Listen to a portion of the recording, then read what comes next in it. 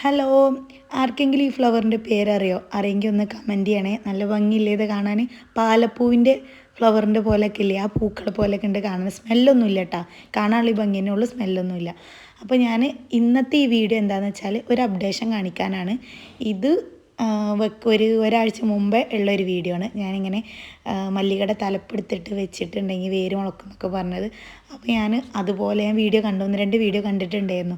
ഇത് നമ്മൾ പുറത്തുനിന്ന് വാങ്ങിച്ച ചെണ്ടുമല്ലിയില്ലേ, വലിയ ടൈപ്പ്, നമ്മൾ ചാനലിൽ 1-2 വീഡിയോസ് ഇട്ടിട്ടുണ്ട്. അതൊക്കെ ഫ്ലവർ ചെയ്ത ടൈമിലുള്ള അതിൻ്റെ തലപ്പ് വെച്ചതാണ് കേട്ടോ. വേര് പിടിച്ചിട്ടുണ്ട്, അപ്പോൾ സക്സസ് ആണ്.